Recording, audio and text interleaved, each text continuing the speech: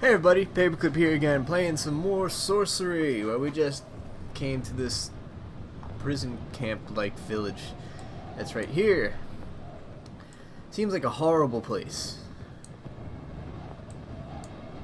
It really does seem like a pretty horrible place.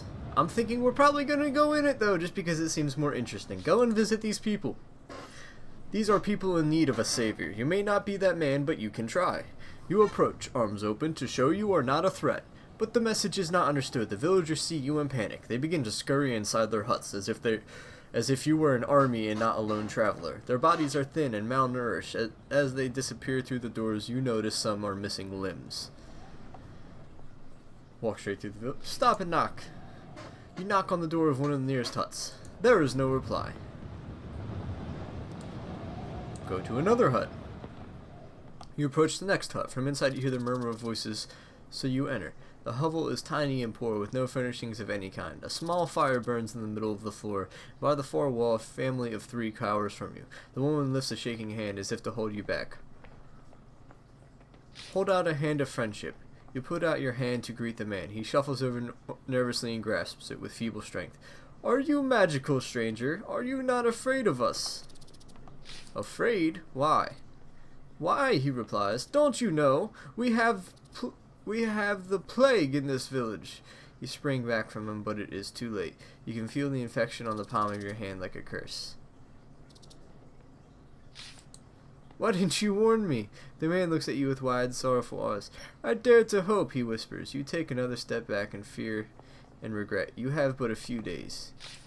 Use magic. There is no question. You must do what you can for these people. Cast a spell.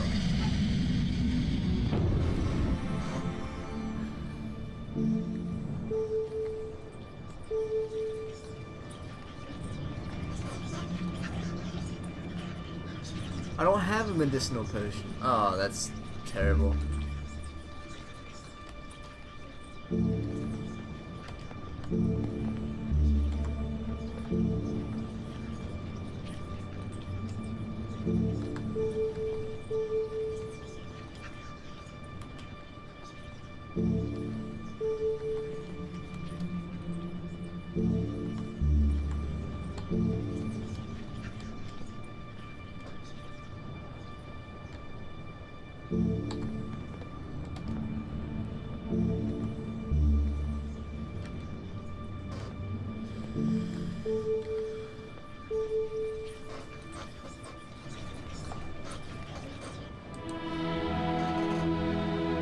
You try to bind the enchantment, but you're missing the items needed, and so the spell dissipates around you. Fear overtakes you, and you race out of the door. Do not stop running till you're clear of the accursed village. So now I need a freaking potion. The path beyond the village heads downhill once more between the thick trees before turning into a narrow goat track that crosses a rough peak. From the summit you get a wide view. Look around. Ahead, down a steep slope, the next village is sprawled out before you, and even from here you can catch the sound of merry voices and shouting from the streets. It must be a carnival. Look right, you hear a roaring noise, and can just make out a beautiful, majestic waterfall plunging from a cliff into a great rock bowl. You watch for a few minutes, marveling at how clear the water seems. Then it is time to move on. You are feeling cold. Purple blotches are breaking out on the back of your hands. Pray for healing. You drop to your knees, shivering and shaking, a mouth of fervent prayer to your spirit, the ape. Does it hear you? It is hard to tell, but then you begin to feel warmth creeping through your bones, and purple marks on your skin are fading away. You are cured! You raise a cheer to the spirit for such aid, but what about the people you have left behind? They have no such guardian. What the hell?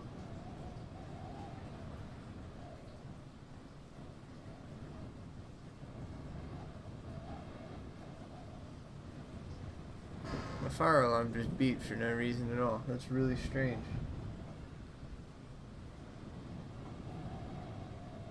Hold on, give me one moment. I'm gonna go check to make sure that that wasn't just a fluke. To make sure it was a fluke. So hold on one sec, guys. Alright guys, I'm back. Sorry about that. Yeah, it seems like it was just a fluke. I mean, we have a wood stove, and that's not even burning. The oven's not on. Heat, electric heat's not even really on. I think it just glitched out. So yeah, sorry about the interruption, but let's keep going.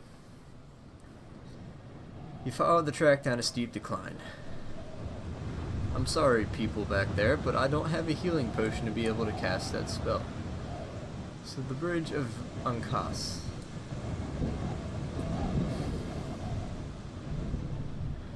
Some way down the hill, you stop for a rest and sit on a boulder to survey what lies ahead. The path leads downwards, and at its foot, cradled between the 3 peaks, is the village, and quite a large one at that. Behind you, the sun is falling rapidly into the hills. It will be night soon. Approach the village. The village looks like a good place to stop. You hop down from the boulder and make your way forward, when an overhanging branch touches your face and you hear a lively chirping. Freeze, turn around. Turn around. You turn around quickly. Hovering by your shoulder is a small creature the size of a bird. It is childlike but very thin, with green skin, and it flirts around you on transparent wings. It seems friendly enough. It even lands on your shoulder, its tiny clawed toes pinching slightly. Isn't there a spell to talk to animals? Cast a spell.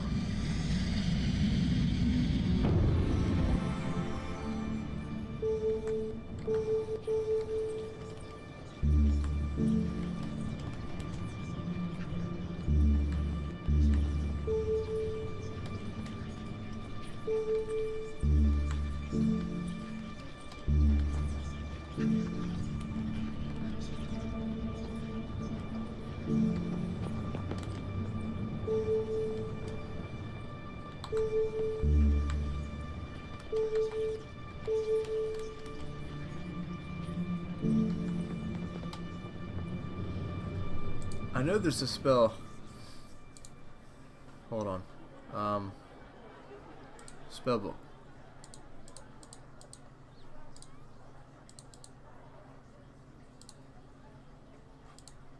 Set, hot, wall, foff, law.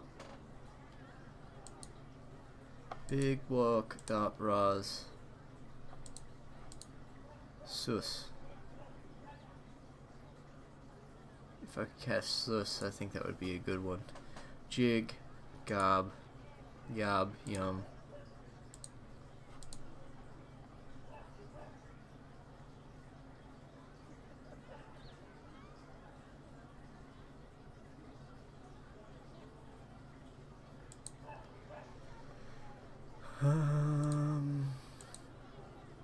I could have sworn there was one that allows you to talk to animals.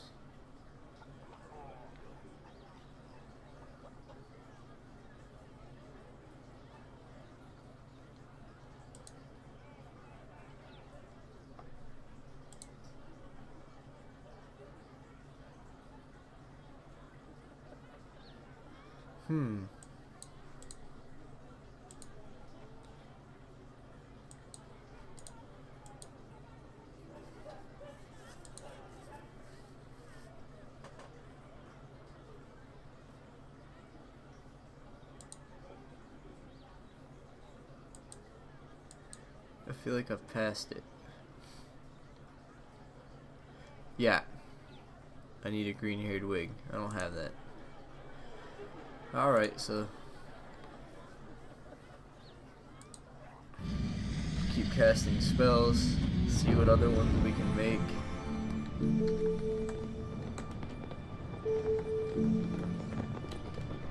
There's hop. I don't even know what that does though.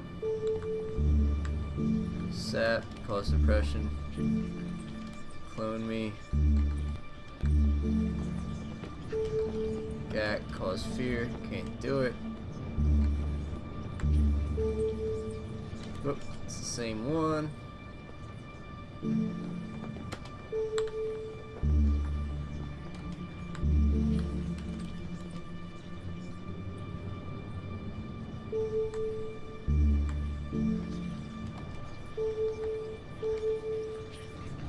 Create a shield.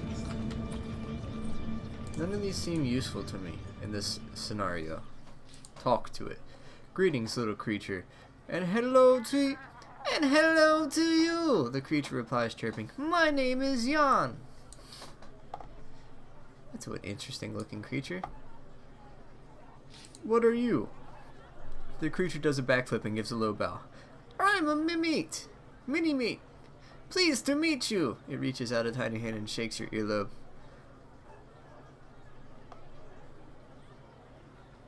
What can you tell me about the village? You point down the valley. Is it safe?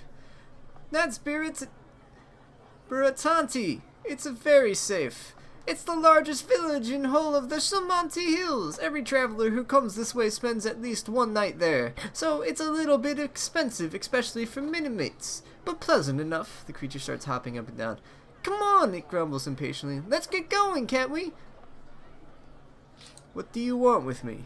See that village, the creature replies. Last time I tried to go through, they told me I wasn't welcome, so I wouldn't mind some protection. Where I'm going is dangerous, you warn the creature. You might be killed traveling with me. The creature shrugs. I've got small wings. I can't get far on my own. The creature flirts to your other shoulder once more. You're not in any hurry, are you? It observes. Do you want to sleep out in the rough?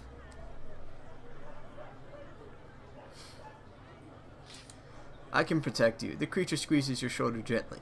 It's like having a spider trying to burrow into your skin. Well, let's get going then. The creature shakes you by the ear in excitement and you set off along the path once more.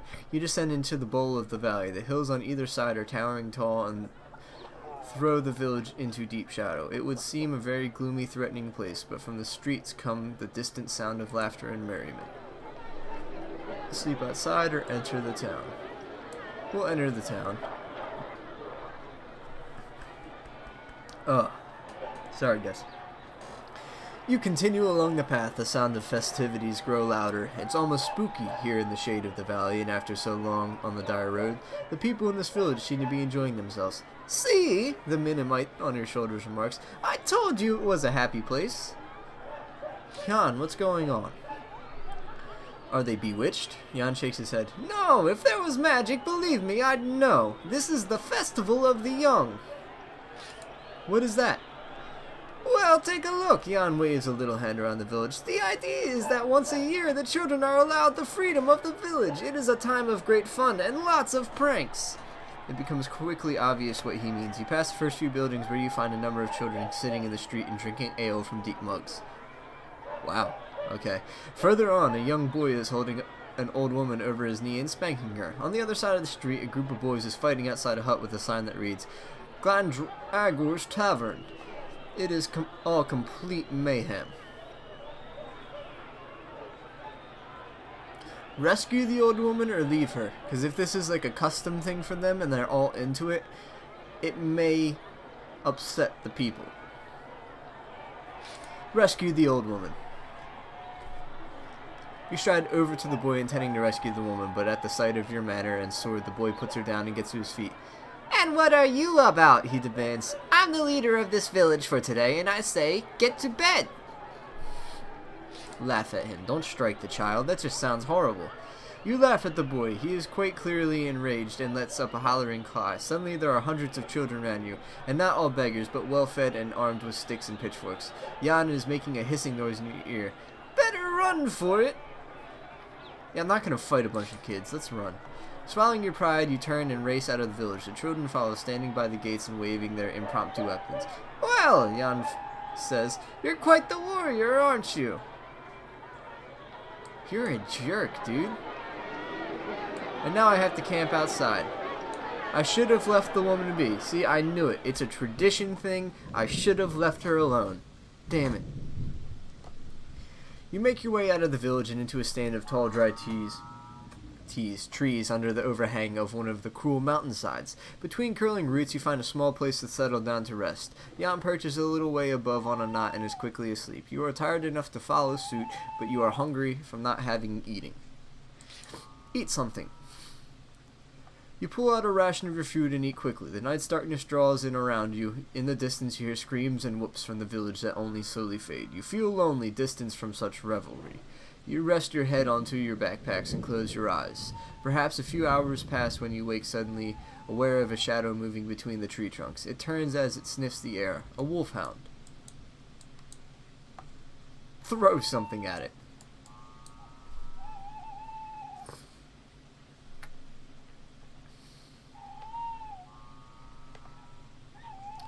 hide, cast a spell, fight the beast, throw something. Cast a spell. This is sorcery after all. Let's cast all spells that we can, anytime we can. We can do big. We can do jig. We can do law. Control non-intelligent creatures. I don't think that counts as an intelligent creature. What else can we do though?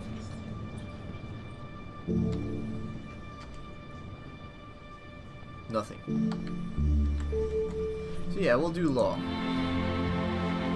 You cast a spell, but strangely nothing happens. The wolfhound wheels round. You must defend yourself against him. Apparently a wolfhound is an intelligent creature.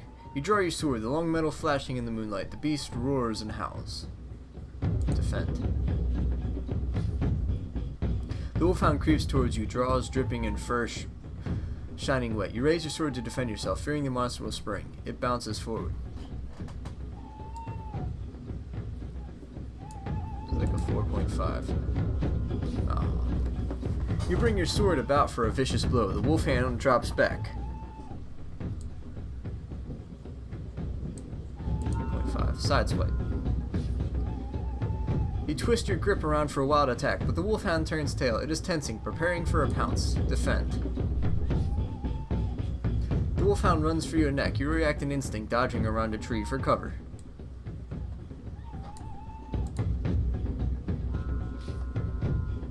You try a lunge. The wolfhound runs quickly into the trees, but is not gone for good, and a moment later creeps back into view. It howls and whimpers. Here we're going to do like a 6.3. Oh, wow. See, that was a complete waste of attack power. You put all your strength into a sweep from your blade, hoping to finish the creature in a stroke. But the wolfhound races away. It grows weaker. It snarls and gets madder. Let's do a 4 points. Oh, damn. He got me. Good! Setting your stance, you make ready for a stab and screw the wolfhound with its gaping throat, but it's barreling forward with a hell's fury to attack. It sinks its teeth in your side. You feel weakening. Defend. The wolfhound snaps at you. You fling your sword up and knock the beast back. You are shaking but unharmed. 5.3.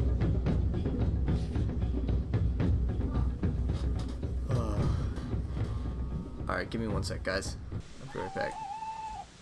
Hey everybody, Paperclip here again. So I had a little bit of an error with recording, so I started fighting the wolf and then it kind of cut out, and so I reverted back to starting to do the whole sleep thing. So now here we are going to eat something again. You pull out a ration of rare food and eat quickly. The night dawns in around you. In the distance you hear screams and whoops from the village that only slowly fade. You feel lonely distance from such revelry. You rest your head onto your backpack and close your eyes. Perhaps a few hours pass when you awake suddenly, aware of a shadow moving between the tree trunks. It turns and sniffs in the air. A wolfhound. We're going to cast a spell again.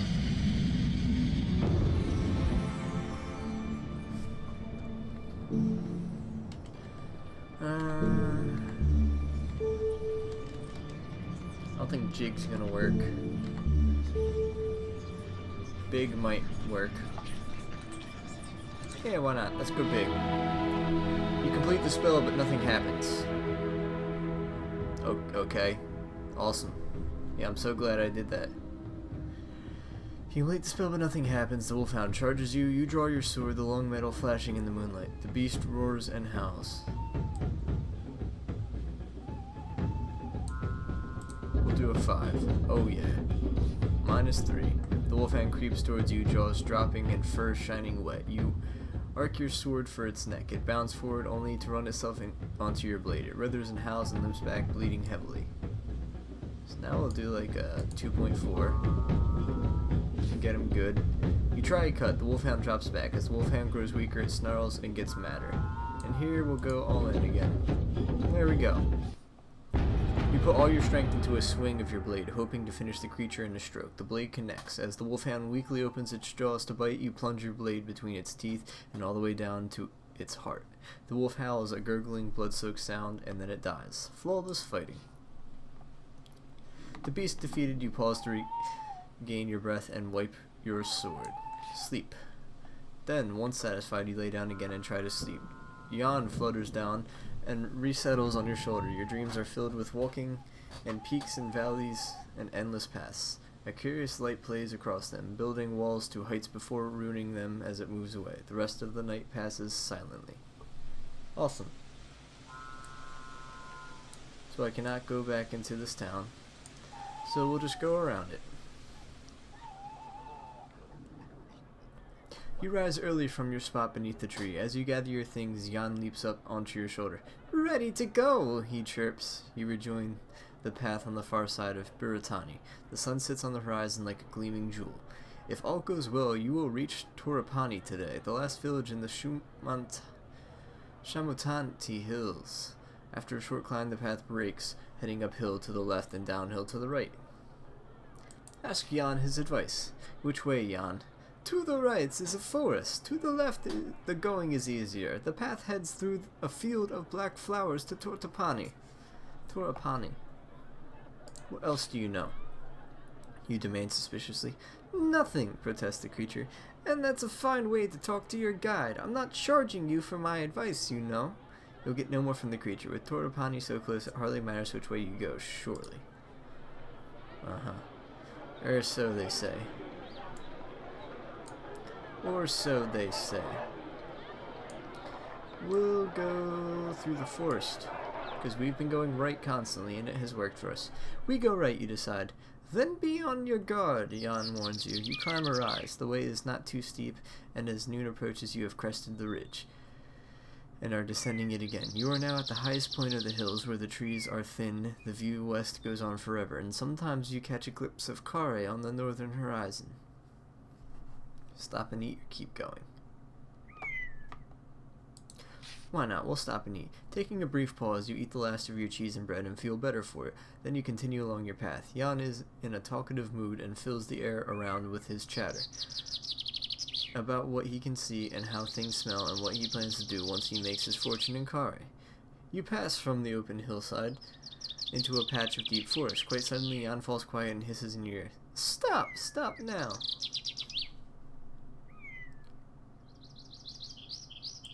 Why? Because, insists the creature in a tiny voice, because something is following us. You come to a dead stop. Jan is right. Something is moving through the trees behind you. A moment later, a point of steel has emerged from the darkness between two trees and touches your neck. You've seen me, whispers a voice. I know it.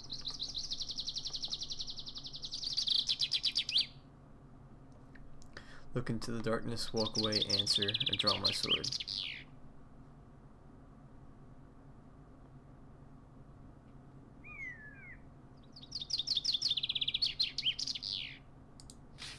Answer. I see nothing, you call back. You are quite safe. It is not I who is not safe, returns the voice. Ask who is there.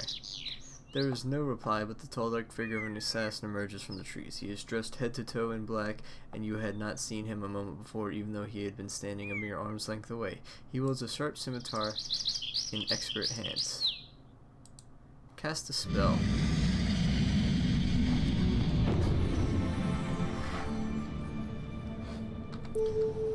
Well, nothing there. We could create a shield. We could create lightning.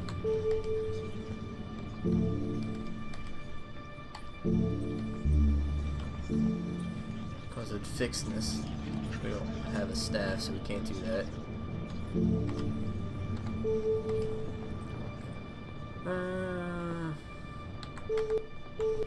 We'll create a shield. Walk. You cast a spell and it drains energy from you, but nothing happens. Strange. Cast another spell. That's just dumb. I have gold coins, why wouldn't it work?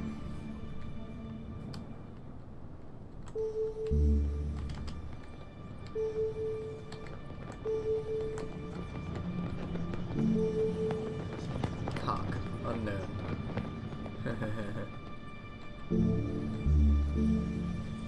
Create lightning requires 3 stamina. You cast a spell, but nothing results. I should probably tell you, Jan whispers. I should probably tell you, Jan whispers. Minimites are protected by an aura. It is a curse sometimes, like now, because you can't cast magic while I'm nearby, and I'm not leaving while that assassin is there. Wow, that would have been something great to know before casting 2 spells. Jan, you are an ass.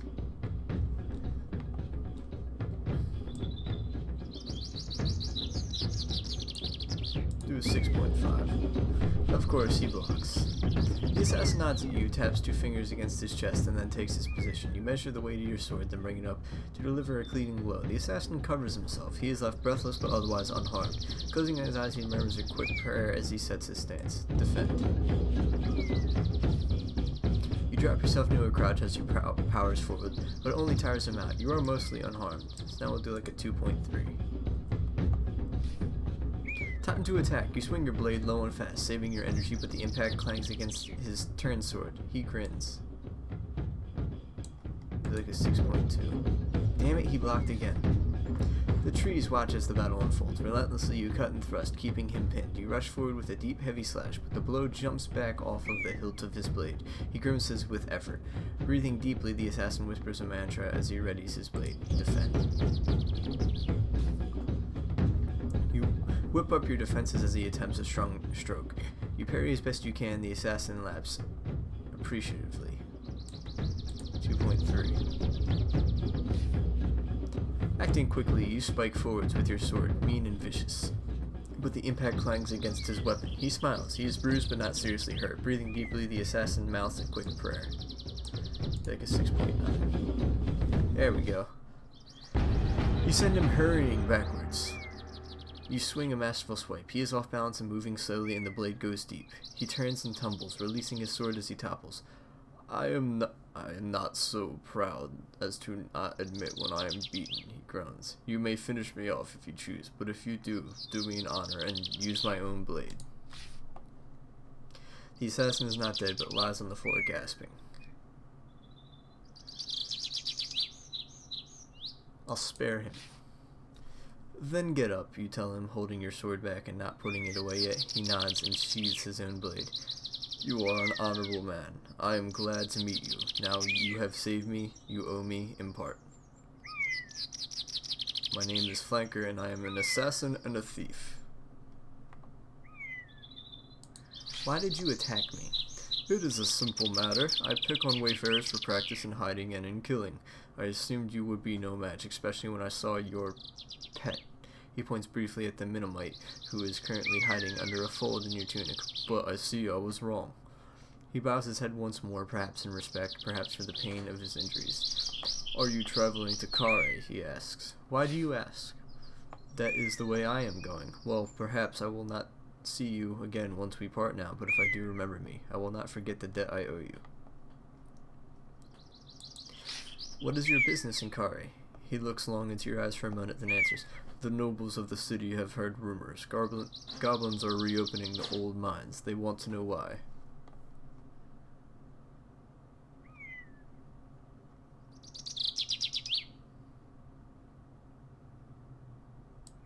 They are mining for emeralds, you tell him, remembering your finds in the goblin mines. They may find emeralds, Flanker replies, but that is not what makes them brave the abandoned shafts and workings. You know the history of these hills, perhaps. They have not always been so poor, so underpopulated. Once great and powerful men lived here, men of great knowledge in sorcery. And giants. Flanker shakes his head. The giants came after. The giants are what those great men became. The ancient miners once ran a great city spanning from the Kakhabad Sea as far north as the Jakir mines. That was where they mined the ore that forged the crown, and it is that metal, that power, which the goblins are searching for. If Mapang should rise, it will be their only hope. The crown will be recovered. Flanker's eyes are wise and insightful. I will see you again, he says fiercely. In Kare. He bows his head again. This time it is definitely from pain. Go, he hisses. You cannot aid me. Help him. No, you reply. I have caused your wounds. I will help you. He grins with gritted teeth. Are you a doctor? I do not think you are. Bind his wounds. Tearing strips of dark fabric from his clothing, you bind his wounds tightly and the bleeding lessens. You are too kind to a man who was about to kill you, he murmurs. Let that be your lesson, you reply as you gather up your things and head out of the forest, leaving him behind. You have a sense that you have made a powerful friend. Leave the trees. How much longer do you think we'll be traveling today? The Minimite on your shoulder asks. I'm hungry and tired. We've gone such a long way. Not much further, you reply. The Miniman sighs and sumps onto your shoulder. You continue along the path and around the side of a hill. A wooden hut is set into the slope, with an old woman sitting on the front step. A river seems to emerge from beneath her. As you get closer, you realize the water flows underneath her house, and the house itself is set on splayed struts like an insect, straddling the water course. A few places from the front of the house, the water plunges over the edge of a sheer cliff and disappears. I'm going to put a cut in this episode here. This one's been a little bit longer. Sorry, I've had a couple pauses and interruptions this episode. I really don't like to do that in something like this because it's storytelling, but hopefully next time it won't happen. So I'll see you guys then. Bye-bye.